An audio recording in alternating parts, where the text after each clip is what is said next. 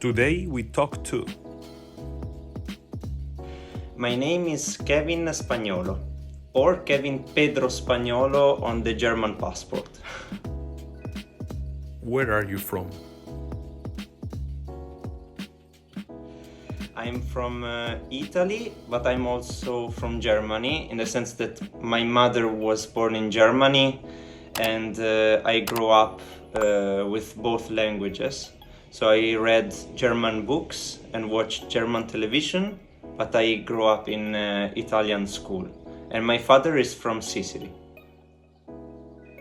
How did you come to the clarinet? So my mother, she noticed that in Italy there is not much music education in elementary school.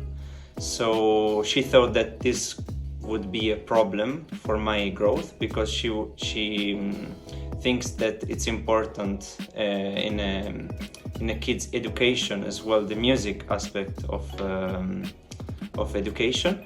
And so I started with flute, block flute, and then I passed to the clarinet because there was a local band asking for that, and I played in the band for 1 year, and I had a nice music teacher that brought me to the conservatory afterwards.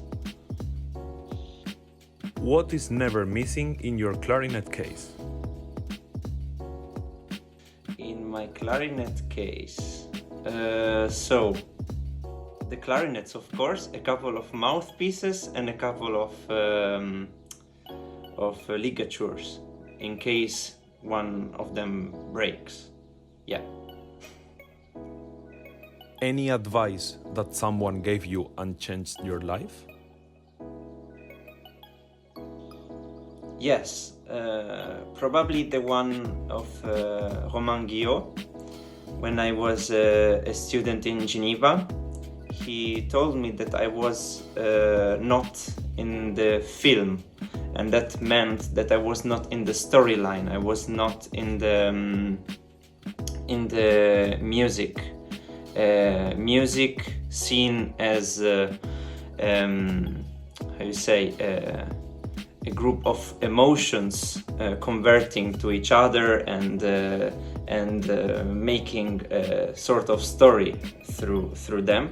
I was not in that kind of film, let's say, and so I was distracted from outside things like sweat or like what it was happening with my body, and I shouldn't, because when you play you theoretically need to be as an actor. So that was the biggest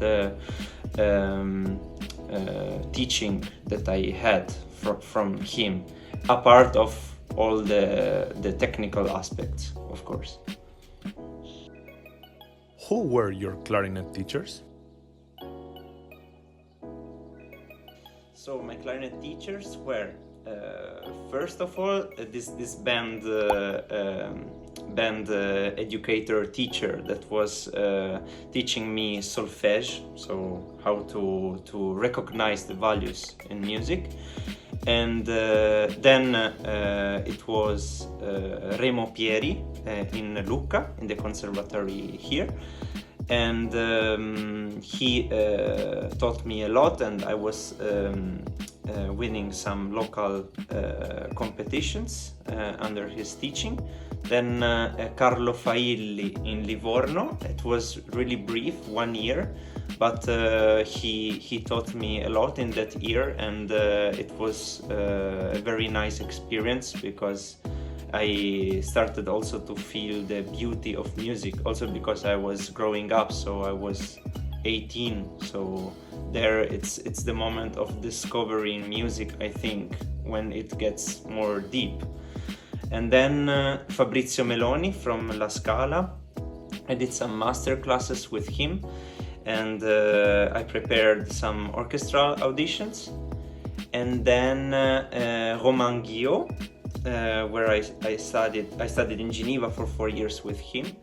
And Lorenzo Coppola, he came for some master classes, and sometimes I was visiting him. For me, it was a big guide in the musical world, and he's a real musician, a man of other times, and I really loved his view about music. That is also very similar to the one of Romain Guillot. What did you learn from Romain Guillot?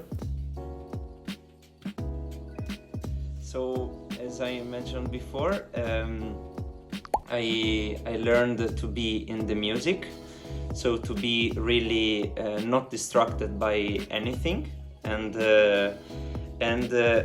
I found out how to play in a more mature way, in the sense that apart of the notes and the technical issues that we fixed, there was another world opening in these years, and I think that without him this could maybe not come out, or maybe come out a lot later, I mean some years later.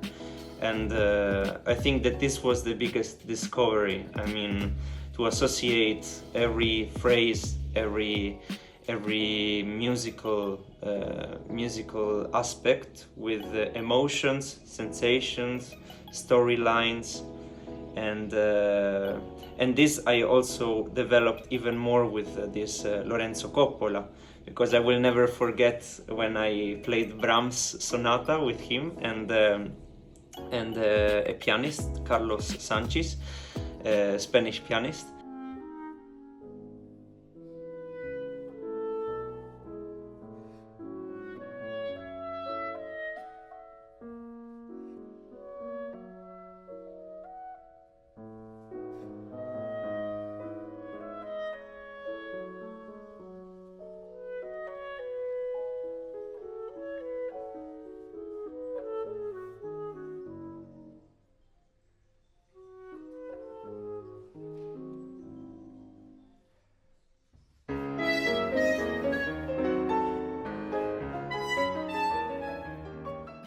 And yes, he took this course from our stands, and he told us make music, and we played in a much deeper way, in a much more connected way, and he was dancing around, showing us the different characters, and we invented this storyline, the Clara and Johannes that were in love but were expressing only with the emotions but without physical contact. And so in a way we were making music in thinking about other things, not anymore about technical aspects, but really to be together, to breathe together, to create a film together. And that was really revealing, and it changed my life.